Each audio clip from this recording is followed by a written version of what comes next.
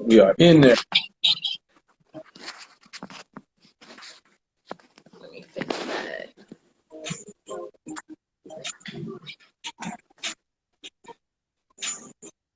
We'll give it to like 8:04, 8:05, then we'll start. Yep, sounds good. How's my voice sound? Clear? Good. Yeah, you're good. You're good. Okay. Good.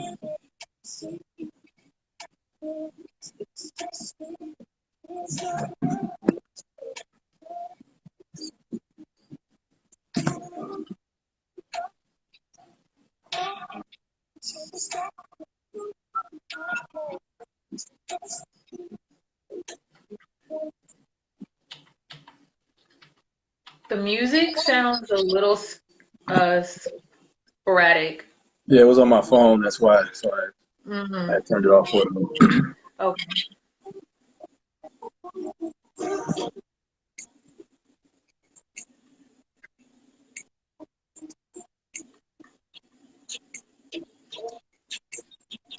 Where did Derek go? Grab food. What's on the menu? What are we eating? I asked for noodles from this place called Noodle Revolution. Okay. Yeah, I love Asian food. Yeah, I haven't had ramen in quite a while. So I'm have to go get But when I get back to Houston, I'm gonna make you and the kids some ramen. Let's do it. I'm game for that. Let's do it. Yes. I see Stephanie and Candy. Thank y'all for joining. Hey, wifeys. Love it. All right. All right, we'll give it another 60 seconds let people get in. All right. Okay. This is water. It's water, everybody. Don't believe him, y'all. Right. Me too for the food. I got you. I got you. Yeah. Yo, like low key, I think I'm gonna come back to Houston and be more tired than I left because I'm just gonna be cooking. I'm just gonna be cooking. Yeah, I know. What is your specialty? What do you prefer to make? I like cooking a lot of stuff, but I really like things with noodles and I like things that slow cook. Like things that have to like braise for a long time. Nyla, hey boo, thank you for joining. But yeah, things that like have to braise and slow cook for a while. Things that like fill up the house and make it smell good. So when you walk in, you just like, yeah, that's what I like. Brisket. You make a brisket? I'm okay with it. I still gotta work on it, but we're gonna get a smoker. So check back in a couple months. I'm probably gonna be pretty beastly. All right, sounds good. We'll make it happen. All right, let me go ahead and get this rolling in a second. I'm so happy that my ladies joined in. I'm so happy y'all are here. Yes.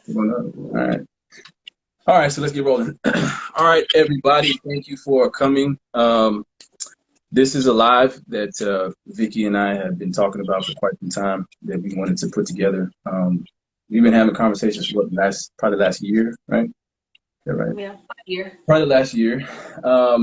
We, we've been talking about everything from, I know he's a hot topic, Kevin Samuels, to, our own relationships and whatnot. Well, before I do that, let me just tell you a little bit about myself. I'm Bill Foster. Obviously, some of y'all know me. Ran a gym for a while. I popped into the tech platform. I hopped into the tech industry and whatnot. Vicky, tell them about yourself a little bit.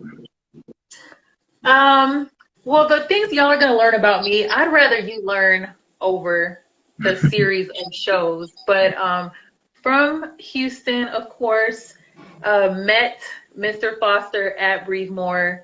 And I'm so glad we have kept in touch, even after he left Texas and came back, even after I left Texas, and his friendship has been truly invaluable to me after I left. So I'm so happy that we're here having this talk. And Bethany, hi, honey. Thank you for coming.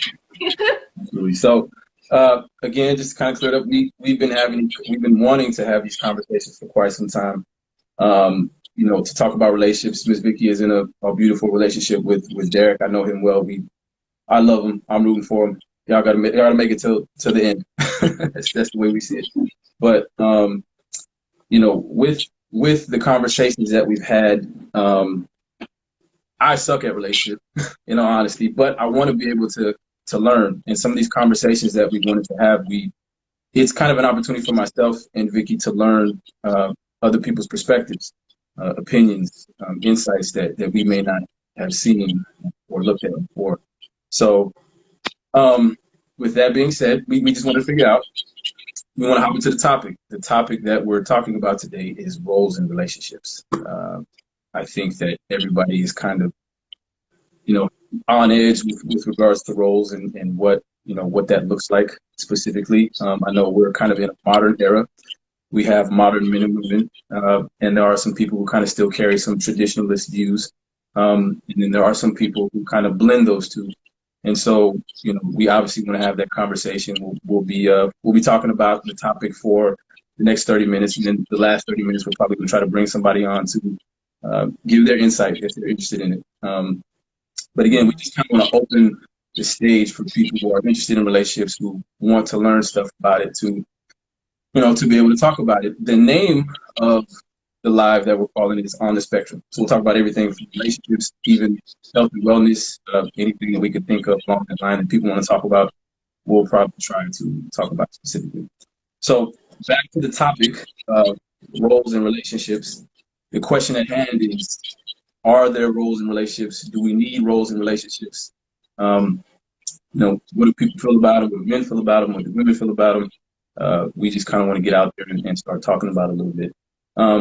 I did a little bit of research in trying to understand it, to lay the foundation of what relationships look like today. I wanted to kind of understand what's the cost of raising a family today, and then I did some comparison with regards to what people make today, but how much is it going to cost and how much do we make, and kind of give people like kind of a realistic view and approach to relationships in general. So, we will probably talk about all ethnicities and races in these conversations, but if I'm being honest, our focal point is obviously Black relationships. We kind of want to focus in on that a little bit because I think Vicky and I feel like they need a little bit of focus. I'm pretty sure everybody has heard of the Kevin Samuels of the world. The Kevin Samuels of the world. We personally feel like he has some valid points, some good points, but we feel like he's not giving any solutions. He's just kind of addressing the problem, talking about the problems, but not really giving any solutions. So we kind of want to be solution-based when it comes to these conversations. And we'll offer things that we may come up with that say, hey, this could work for men, this could work for women. Here's a different way of looking at it, things that we all could kind of use in a relationship. So to kind of give a foundation of what the cost is for a family in general, we'll just start with giving the median incomes for Black people, Black families in general is $41,000, and all races was $63,000. Black men only make $40,000, and Black women make $35,000. That's on average. the cost to have a child today in America is $230,000 from birth to the age of 17. That's a lot of money. So it costs around 67 grand to raise a child a year. That's just here in America. So it's pretty daunting. I'm more of the analytic when it comes to this stuff, and so I wanted to address the, for lack of better terms, the scientific approach to relationships. So I went up and I drudged up some peer-reviewed report for relationships specifically. Right? I went that right. And so I'm going to read an excerpt from it, and then Vicky, I'm gonna hand it off to you, and you'll be able to kind of address your views. So this was an excerpt in the peer review report. It was called, I think I wrote it down. I'll get it for you guys before the end of this live. But here it goes. In contrast to the pervasive dissatisfaction expressed by the woman in the masculine man, feminine woman dyads, the woman in dyad in which one or both partners were rated as androgynous tended to be quite satisfied with the quality of their lives and the intimate relationships. In particular, androgynous women paired with androgynous men reported considerable success. So in the research that I did, I found that men and women, both who tended to be, like I said, androgynous, who tended to carry both masculine and feminine traits, tended to have more success. The traditional masculine men and the traditional feminine women didn't have as much success. And so that being said, I'm kind of landing it off to you. So tell me what you think. Okay. And thank you for reading that. Mm-hmm. So Abdul definitely approaches our conversations with more statistics and structure, and my thoughts are a little bit more free-flowing. I want to start off with what I have to say. It's a quote from Esther Perel. If you don't know her, she's a renowned Belgian psychotherapist, and she said in her 2013 TED Talk, "Everywhere that romanticism has entered, there has been a crisis of desire being qualified as the owning or the wanting of another person." Mm-hmm. So this is the first time in history that we are trying to experience sexuality in the long term that's rooted in pleasure and desire and not on survival or genetic legacy. On one hand, we want predictability, stability, familiarity, and safety. And yet on the other hand, we also want surprise, journey, romance, and belonging. So that sounds good, right? Yes. But the point she poses is that we are unfairly expecting this from one person. I like that. So tying back into roles and expectations in the new relationship. I did ask a couple of women to give me their thoughts on what do they feel are traditional roles and versus the modern roles. So I'm going to go through some of the things that they said for traditional. So when they thought of a traditional woman, they thought of pretty, religious, nurturing, domestic, loyal, passive, submissive, and forgiving. And I know a lot of y'all ladies don't like that word. Don't throw eggs at the screen. Another traditional was to not embarrass the man publicly, no outside children. I'm just gonna sip my tea on that. No public indecency, and do not share his secrets. So what are your thoughts on that from the rational male mind? The rational male mind. I feel like from a traditional standpoint, it's fairly on point. I think men are, in some of the studies that I read, men tend to be more physical, be attracted to the physical more than women, right? I would say that, I think it's pretty on point. I don't see anything wrong with anything that was said there from a male's perspective, right? From a man's perspective, right? Right.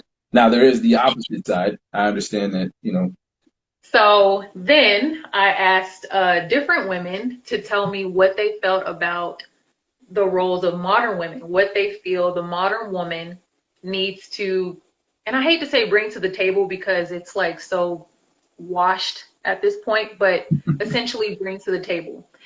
And one lady said, we're now expected to bring more money to the table. A lot of women are This is out women. earning men. This is Women. women. Right? Okay. All This right. is only me asking women Okay. to bring more money to the table. Mm.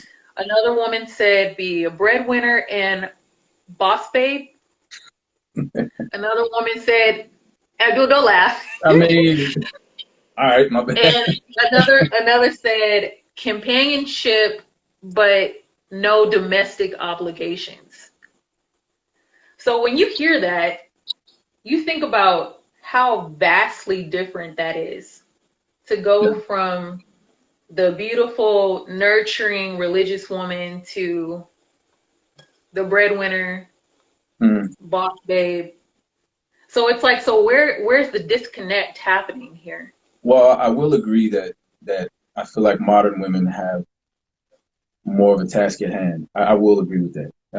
I think that, given the statistics that I read with regards to what black men and black women make in America on average, just to raise a child, you're left with what, maybe $20,000 left to survive off of, and that's to again that's a lot for a woman to handle. Now she's expected to go work, she's expected to make money, and at the same time return home to try to be sexy and appealing to her man, and even submissive in some regards, where she's probably spent the majority of the day being probably more on the aggressive side, probably more in her masculine. I Yeah. do believe that that's a task for women. Now, I think that expectations is part of the conversation, right? Mhm. Does a woman and a man, what are their expectations with regards to living? Do we want to have a $150,000, $200,000 home? Off the bat, $500,000 home, whatever.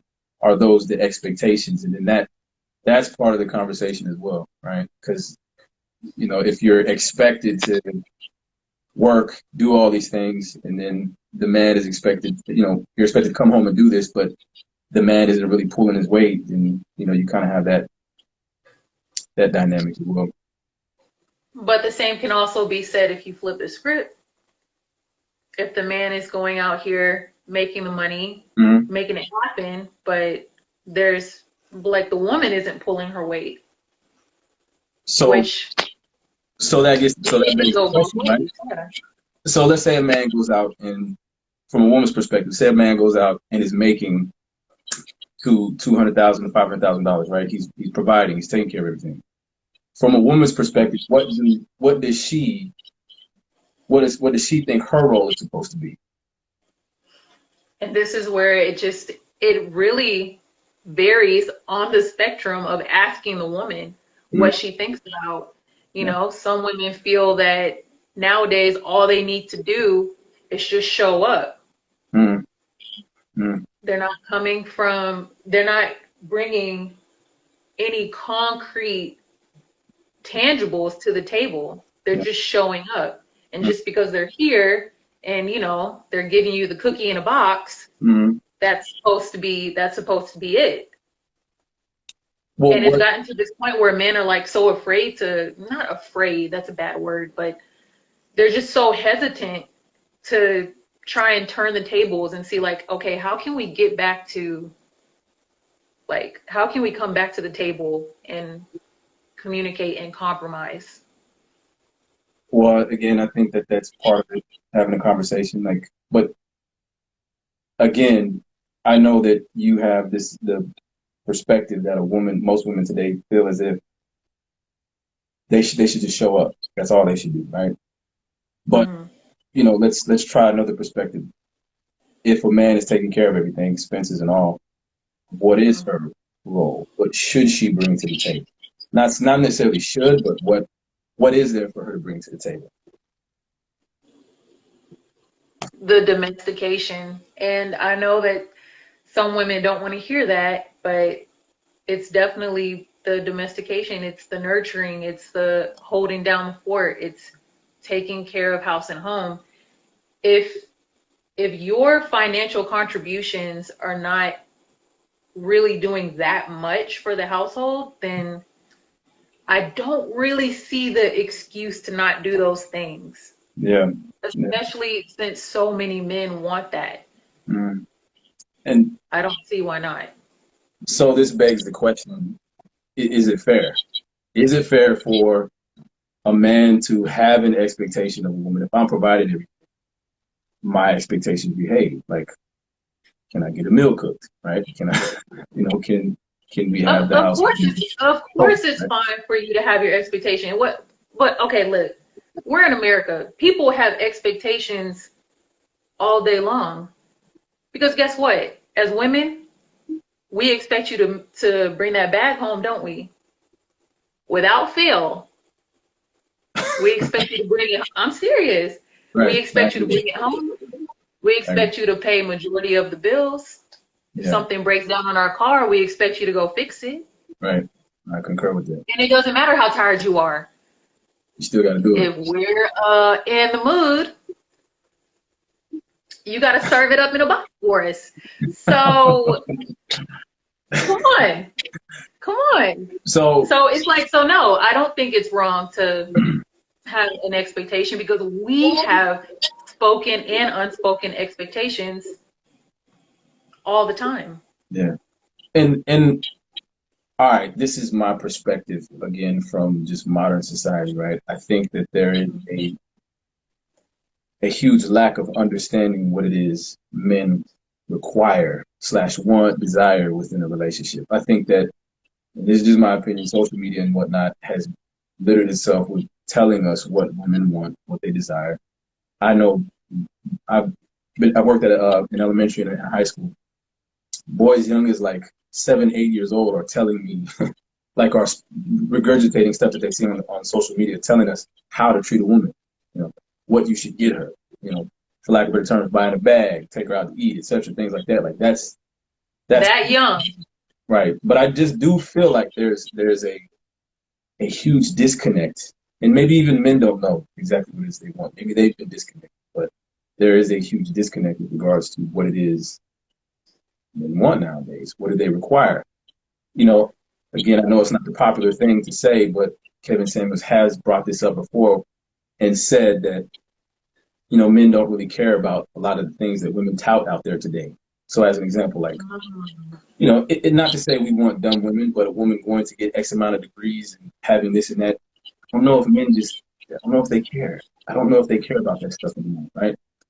You asked Well, me, we have a, and I'm sorry to interrupt. We have a comment here from the right realtor. She says that men are stuck on image.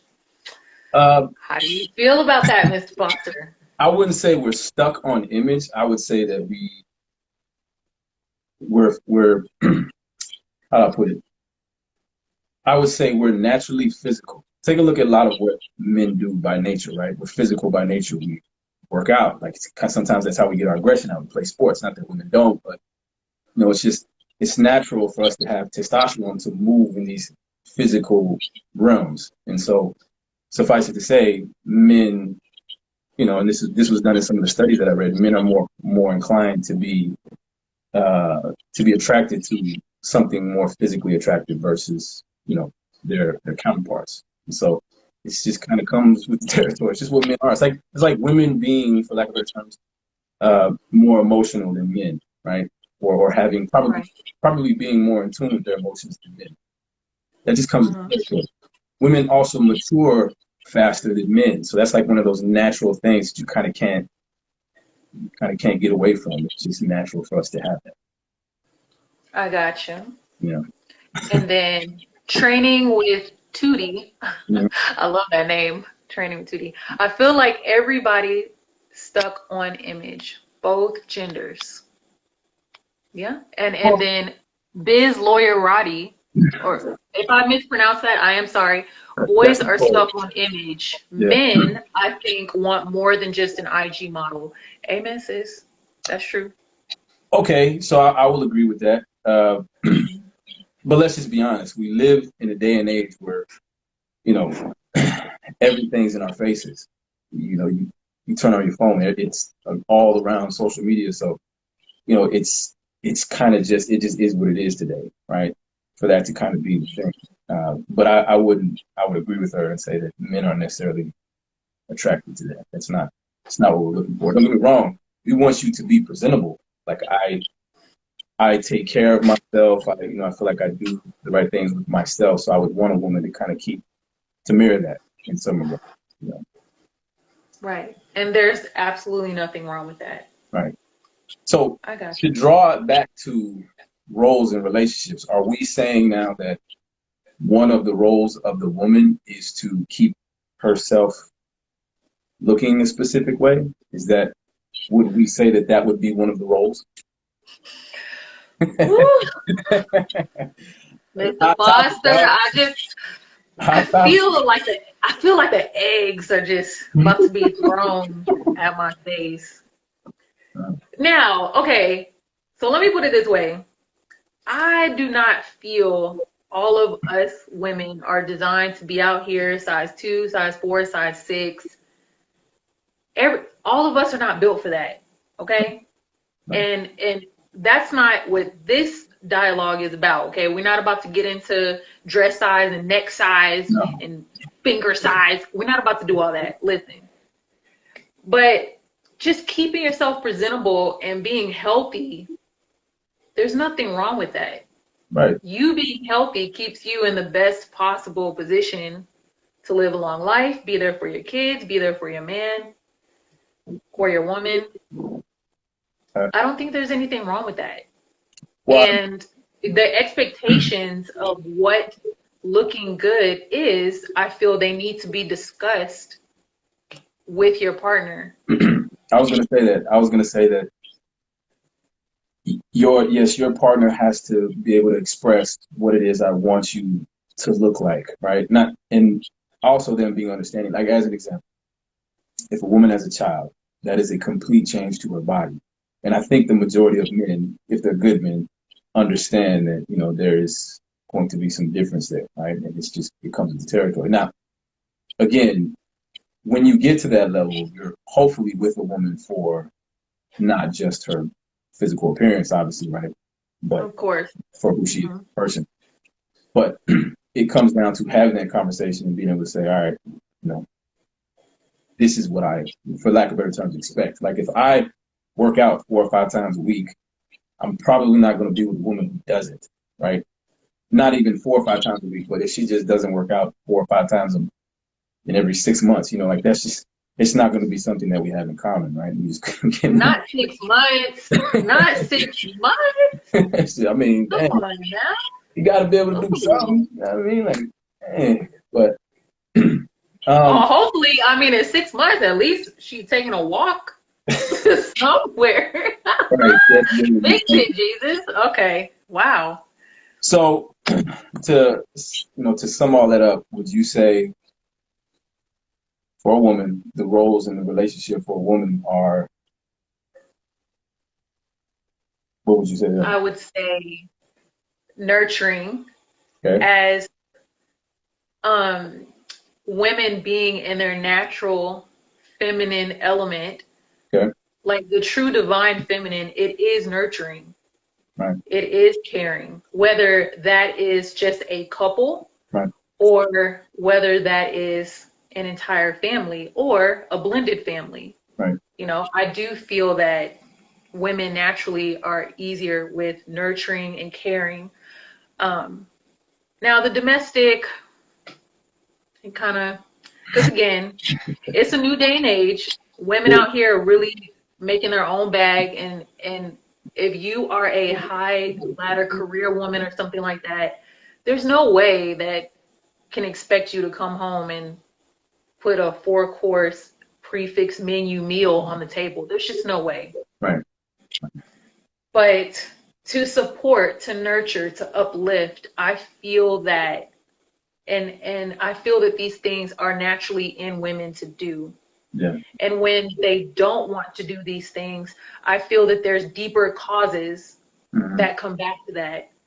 And there's conversations, dig a little bit deeper. Maybe there's something stemming from childhood. Maybe there's former trauma from a relationship or multiple relationships, or I just feel like when they reject the natural divine feminine, Mm-hmm.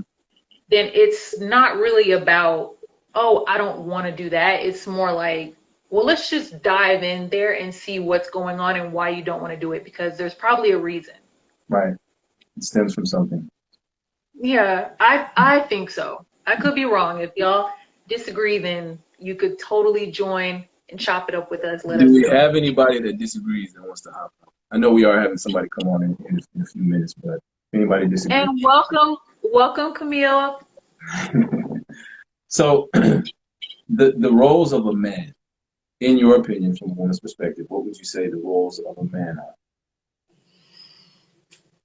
To be the majority, but this is like me, my relationship.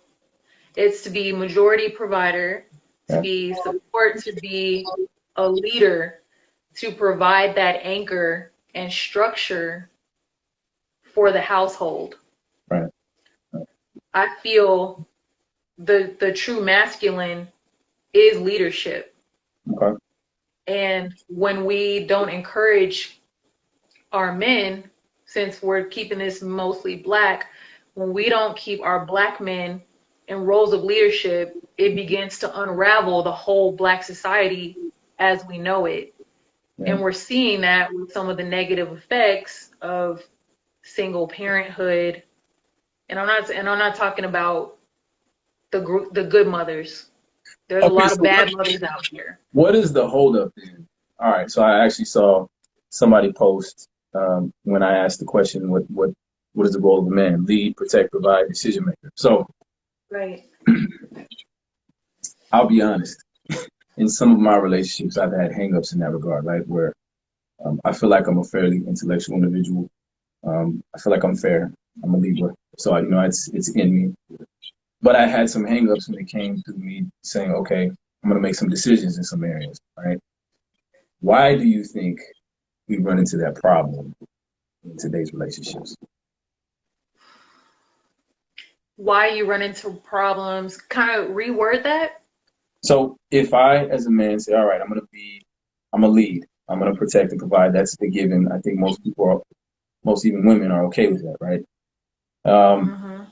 If but if that time ever comes for me to protect, provide, lead, make decisions, there can be some pushback in modern relationships.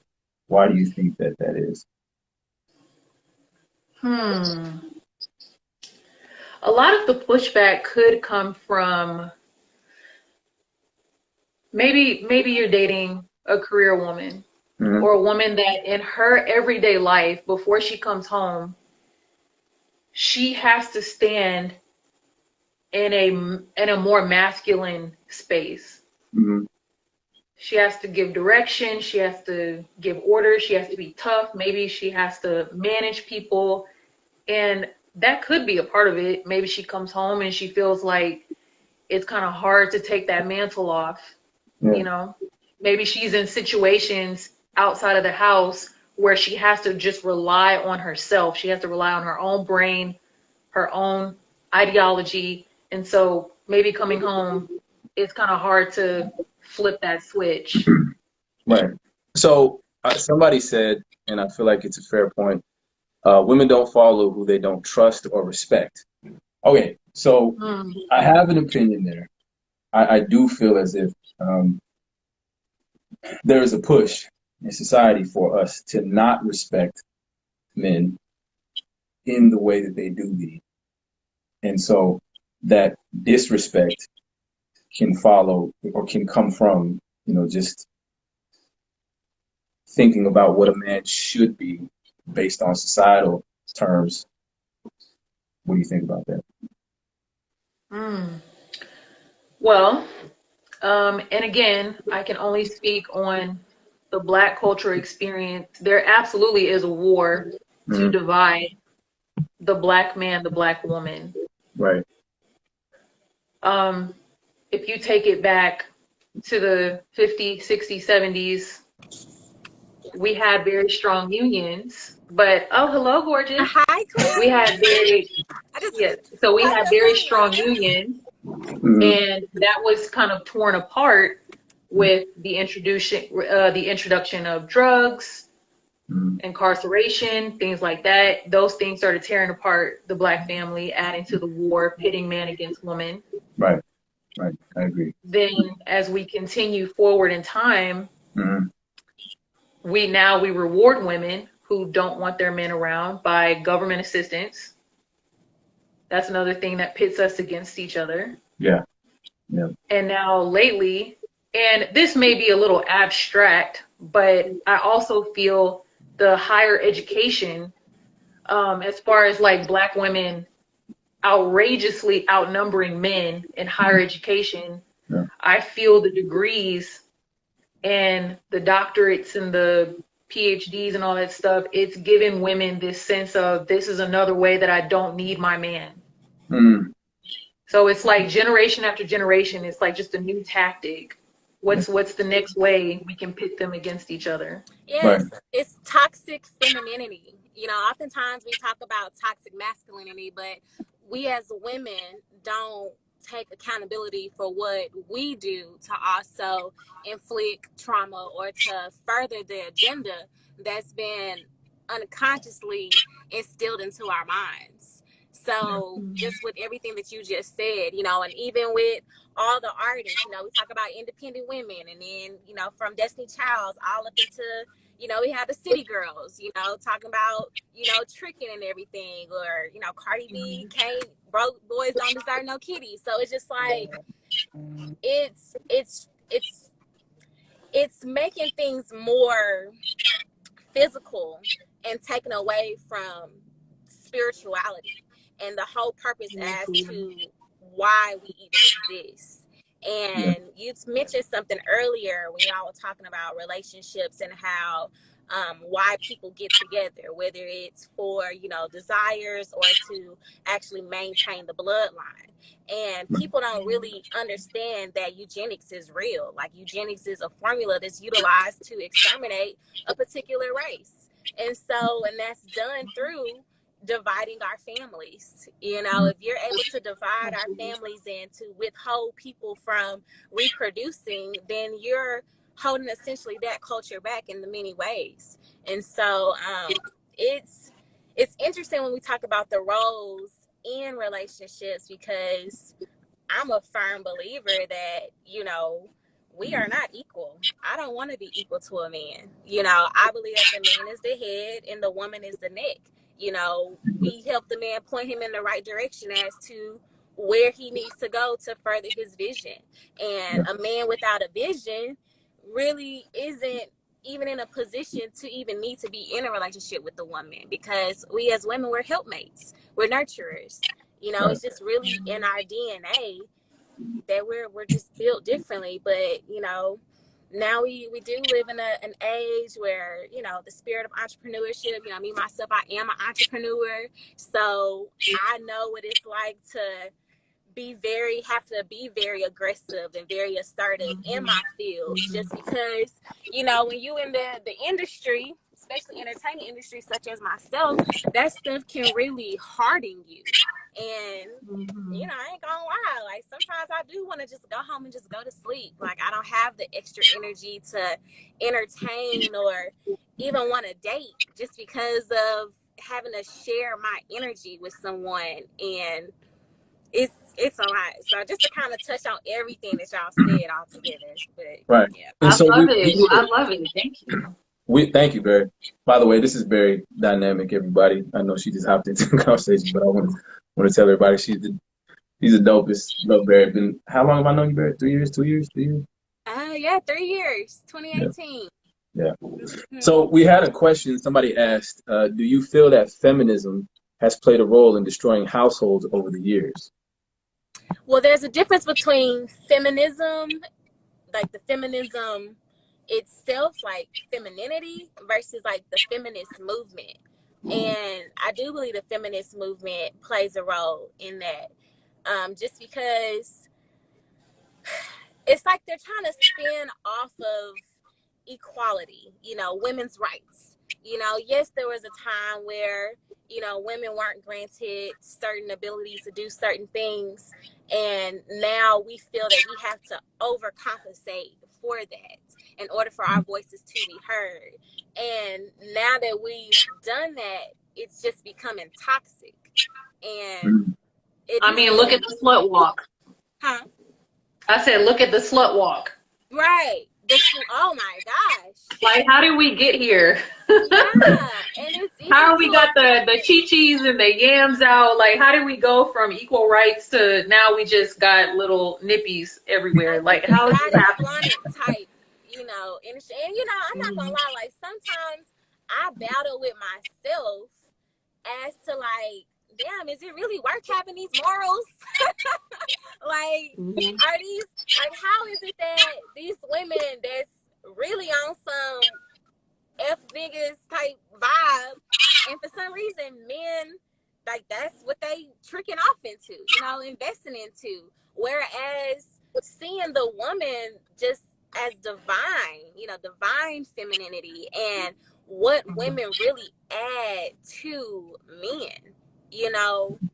No, it's more than just having sex. Like, anybody can go bust a nut, but are you mastering, you know, sex alchemy? Are you manifesting with your partner? Are you spiritually feeding your mate? You know, like, it's so much more to what we have been taught, and that's because society is dumbing us down to keep things from a spiritual standpoint, you know. Yes. And so there was some, I didn't mean to cut you off, I'm sorry, but a guy said something. He said, not true, men don't want that mess, boys want that. And so Hayes in here cutting up. Hey Hayes, we see you cutting up. I do tend to agree that there has been a push for modernism so much that we have men, right, who kind of support that type of, you know, behavior, for lack of better terms. And again, not to say that those women are wrong in what they're doing. I'm here to learn, I'm here to figure this out, but doesn't seem too appealing for the masses of men. Hence the reason why a majority of men are kind of leaning towards the Kevin Samuels of the world, right? They're applauding those type of efforts because it's just not anything that men are like, for lack of a better term.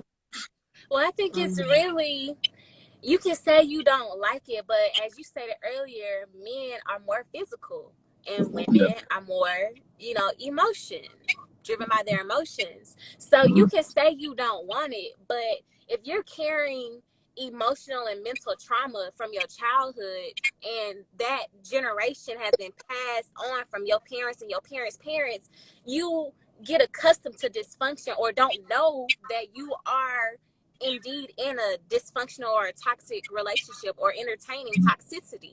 And so a man cannot want that in a woman, but then once you start having sex with somebody, now you got a soul tie to that person. And you cannot want to be with that person because they X, Y, and Z. But oh man, it's good. You know, like, you just can't let go, and you don't know why you got such an attachment. And then you start mending, you know, your standards. You start lowering your expectations and be like, you know, well, maybe I can deal with that, or maybe, you know, we just need some time, or maybe it's just growing pains. Now you start gaslighting yourself into believing that it's okay. So you don't, like you say, boys want that, but technically, you know, there's two different levels. You got men that don't want it and that are firm on it, but then you get whipped, or there's certain things about a woman that you like that you just begin to start tolerating things just so that you can keep things, you know, peaceful. So I'm gonna shift a little bit, right? And I think that women have kind of been harped on quite a bit lately. I'm just being honest. And so let's shift a little bit, right? I think that we've heard the points with regards to divine feminine, right? So from women, Black powerful women like yourselves, can you please tell us what it is you're looking for in the masculine? What does that look like to you all? Well, I'm single, so To be honest with you, it's hard to answer that question because I know what I'm looking for, but I didn't grow up having that. So the things that I'm looking for, when I get it, scares the shit out of me, or it don't look packaged the way I want it to look packaged, and then eventually I just become the problem. Like, I become the person that's, you know, well, to the best of your ability, give us, I'll say three traits that you feel are of the divine masculine.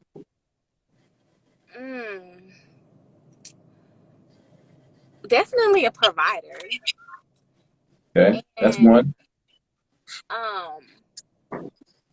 A man that takes initiative, he's intentional. I don't know if that's considered two things, but I feel like it kind of blends a little bit. So maybe just say a man that's intentional. Okay. And loyalty, really. I feel like so loyalty, intention, and what was the first one? Provider. Okay. Ms. Vicky, please share your three. So I would have to say the man's knowledge of self is a big one for me. Mm-hmm. A man that wait. Yeah. I'm sorry, let me stop. Can you please expand on knowledge of self? Can you please do that? Self-awareness. I should have said that one. I changed my answers. Yes, love. You can switch it up. But basically, when I think about a man with knowledge of self, it's a man that knows who he is in this world. Like, don't get me wrong, we are constantly evolving, constantly changing. You know, who you are today, Abdul, it's not going to be who you are in 5 years. Of course. Okay. And that's okay, because your partner is just going to keep falling in love with the evolution of you. Right. But when I say comfort in your space, it's like being comfortable in your masculinity, like just being able to walk out into the world and just anyone can't easily sway you or influence you, you know, change your beliefs and change your decisions and change your faith overnight. Perfect. I'm going to ask some questions with regards to that, and you kind of tell me if I'm on the right path. So a man who has just as an example, let's say a man that has a set of morals, right? Those morals that he encompasses aren't going to be easily swayed with regards to stepping outside, somebody coming in and offering a different opinion. Am I understanding that correctly? Yeah, that's definitely part of it. Yeah, from Elton. Hey, Elton. He said self-awareness equals confidence. For sure. Yeah. Equally yoked. I love that. Training with Tootie. I love that. But yeah, so just standing in your square, that's something that I like to say, is remaining true to just who you know you are in this world. Right. Another one I feel is important is leadership. Because again, like I said, I do feel that the pure masculine is a leader. Right. And I do feel that when men are in their best, highest versions of themselves, they are able to lead, they are able to provide for the household under that umbrella of leadership. Yeah. I love that. Yeah, definitely. Okay. Yeah, for sure.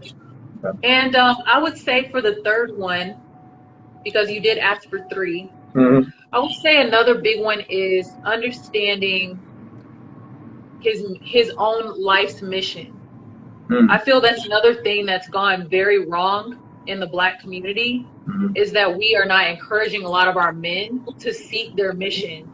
It's like their mission is the woman, and I don't believe that's how it should be. Oh, I despise that. Like, I don't feel like that's how it should be. And we've all met somebody that it's just never okay unless there's a woman in their life, in their bed.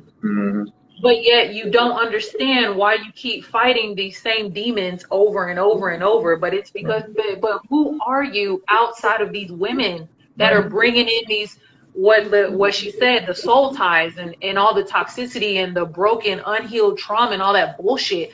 Who are you outside of everyone else? I like that. You don't know where you're going. You don't know your mission. You don't know what you want out of your life. Mm-hmm. And so you are allowing this very unrocky boat Right. to be steered by just any woman that comes along. Right. I like that. I agree. And that's extremely dangerous. And, So, and I will say yeah. this, I have tried to express this as much as I could to young Black boys, right? One of the things that I try to get them to understand is that, like, you have something you need to accomplish on this planet. What is that? Find that out, figure it out. And if you do want a woman, the right woman will come along. I'm not religious in any sort, but one of the things my father used to tell me that he said that he used to ask me, he's like, what was the first thing God gave Adam in the Bible? And I was like, shit, I don't know. Was it Eve? And he said, no. The first thing he gave Adam was work. He told him to the garden. And so I try to explain to these young boys that if you have something that you can hang your hat on, have something that you can do, put yourself into, the right woman will come along to help support that. Not saying that women are just there to support and women don't have a mission of their own, but if that's what you're in search of, a woman to help you, the right woman will come along. And that's what it all goes back to, a man having a vision. Like, if you don't have vision, then it's kind of like you're just feeding into your desires. You're not really building on a legacy, or you don't understand what your legacy is even supposed to be. And it scares me when there are men, and many of which that approach me, men that hit me up or be like, oh, I just want a girlfriend, or oh, I just want a wife, or oh, I just want this, I want that. Okay, well, who are you though? And why are you so, infatuated or so, determined to be with someone? Is it because you're not comfortable with yourself? Right. And I know for me, like, especially during the pandemic, like, I really purged myself. Like, I fasted and, really practiced abstinence just to, like, really get all that energy out, so that I can understand, like, who am I really? Like, yes, I can have intellectual conversations and I can talk about X, Y, and Z, but who am I at the core of it all? And it takes someone to say that you don't want a wife or you don't want, a husband. You have to be able to say, I'm ready to be a wife, or I'm ready to be a husband. And when you change that focal point, then you start to behave in that mentality, and you attract essentially someone that wants the same thing. But when you lead with, you just want somebody else, and it's kind of like you're just feeding into your own demons, your own traumas, whatever that is, whether it's, growing up in a single parent household, or, being abused, or whatever the case is. You're looking for someone to essentially be that companion to fill that void, or whatever it is that you're lacking. Well, look, you guys, I think that those were all great points. We're nearing the end of our time. And so, like I mentioned before at the beginning of this, one of the reasons we're doing this is obviously to create a forum for people to have a conversation about these topics that, are difficult to talk about, hard to talk about within a relationship, and just aren't being talked about. So with that being said, with us having these conversations, we also want to find ways to offer solutions to the problems, right? And in everything that I heard, in some of the stuff that I read at the forefront of this, there's a lack of ability for men to be androgynous, right? To be in their masculine and in their feminine, and the yin and the yang, right, and even vice versa for the women as well. And as a man, I felt like it was my responsibility to offer some solutions to men that could get them headed in the right direction. And with that being said, one of the things that I came up with that I felt like could help men get themselves into their feminine a little more was via Tai Chi. I felt like Tai Chi gave them an opportunity to, well, there's five major points for it. One of them, it gives you an opportunity to tap into your intuition, right? With your movements inside of Tai Chi, not every movement is fixed, right? You have the ability to move your own way, to paint your own picture within it. All right, that's one part. It gives you an opportunity to connect with the body, and these are all ways to tap into your feminine. You connect with the body, obviously with Tai Chi, it's movement meditation. Another part is you honor the light and the dark of yourself, right? So, as an example, as a man, most men lack patience, right? Like we're very impatient in some regards, and when you're practicing Tai Chi, you have to be patient because you're not going to capture it all initially, and it's something to learn, something to put yourself into, and so you have to honor the dark part of yourself as well as the light, which is when you get the movement going, that's the light, but then the practice and the mess ups is the dark part. Uh, Self inquiry, that's also something that gets you to tap into your feminine. You ask yourself questions. Obviously, through Tai Chi, you have to figure out things about yourself. You're inquiring, how do I do this? Why am I doing this? What is the purpose behind it? And then, of course, the last one that can get you to touch into your feminine is to slow down. I think a lot of men are just fast paced. We live in a day and age where there are other women, along with other men, telling men to go get it, grind, get up, work hard, fast paced stuff. And it's like, slow down a little bit. And, I'm pretty sure the women could speak to having experience with men in the bedroom who probably didn't know how to slow down. So, it's something that men can probably practice as well to get into their feminine is to slow down a bit. And so, again, to offer that, I hope it gives men an opportunity to figure out how to tap into their feminine. Miss Vicky, if you want to close on anything. Yes, and whoever added them little hearts when he said that, we looking at you. Y'all are amazing. So basically, because I know we're short on time, but one of my biggest solutions was having these open conversations up front,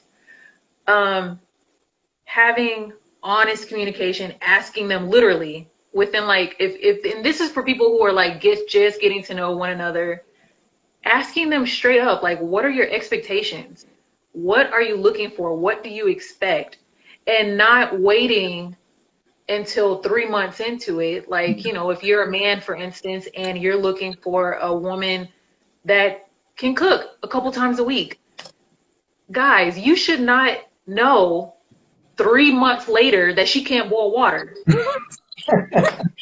Fix it, Jesus. Come on, y'all. Come on. So having and I'm just being silly, but having these very honest conversations up front. And the other one I wanted to touch base on really quickly was periodic check-ins. Literally asking them, and this is even for long-term relationships, do you feel supported with what I'm doing in this relationship? Do you feel appreciated?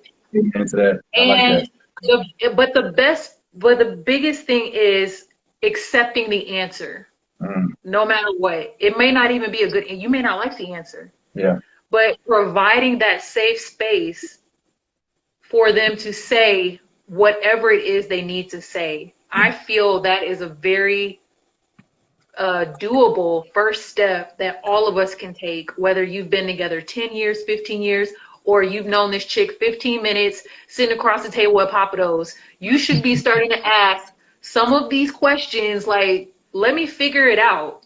Let's not waste time. Let's start figuring it out. Let's see if we're even vibing on the same wavelength right now. Yeah, I feel like communication is so underrated. I see somebody said communication is so important. We always hear communication is key, but people really be either scared to say what they really be thinking because they don't want to either offend somebody or hurt their feelings or be viewed as, a certain type of person, or B, they just wasn't really trained or wasn't exposed to healthy communication skills. Most majority of your Black children are growing up in single parent households.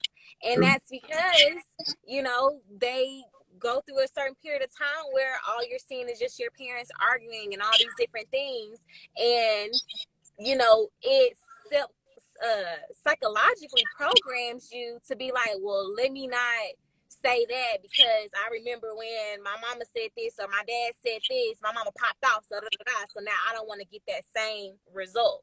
And so I feel like that's how we can take it a step further and provide solutions by really learning how to communicate and not just tell people that they need to communicate or tell them that they need to do this and this. You know, we need to start doing some research on what are great practices, you know, what are, you know, some mentors or just great leaders that we can, you know, listen to that can help us with that, or go to these mentors that have these long relationships, have been married for 20 years, 30 years. Like, I was talking to somebody today, 2 people actually, and I asked the girl how long she been married, and she said 11 years. I said, well, is it the love of your life? And she said, no, you know, he just eventually became the love of my life. I said, you've been married 11 years and you ain't married the love of your life? I was like, why did you marry him? She was like, because when men love, they really love. And there's always that saying, you know, a woman should always be with a man that loves her more than she loves him. But she extended and said that when a man loves, he really loves. But a woman can learn to love. And I thought that was very like, And so she basically said that she did not want to be with this man, but he was doing all the things that was required of to be with him, to be with her. And because he was consistent, yes, she married him, but she ain't, you know, still didn't like love him. You know, she loved what he was able to do for her. But then eventually she's like, you know what? He's doing all these things. I have no choice but to just love him unconditionally. And I thought that was an interesting perspective. Well, I will say that those are all great points, and those are obviously, hopefully, whoever's watching gained some insight and some information. You know, and at the very minimum, started a conversation. That's probably one of the more important things. But I know our time's ending. I want to thank everybody for coming and commenting. I know there's been a lot of awesome comments out there. I wish we could have responded and hit all of them, but you know, whatever you did. We'll try to be better about going through the comments as we continue on. This is our very first episode, so we plan on doing this every week, and we'll do our best to, you know, kind of regularly check the messages. But I want to thank all of you that know me personally that joined in. Right. And whatever it is you didn't feel like you got heard, please, I'm going to post this on my page. You can go ahead and comment or ask questions if you need to, and we'll try to pick those up the following Wednesday. We will have another show next week, Wednesday at 8 p.m. Central Time, 9 p.m. Eastern Time. You know, we hope you all kind of show. Barry, thank you for showing up. And thank y'all. This was great. Thank you. We appreciate you so much. Again, thank you, everybody, for coming. Hopefully, we'll look forward to you guys coming next week, Wednesday. This is On the Spectrum. We'll see you guys next week. Bye, guys. Bye. See ya.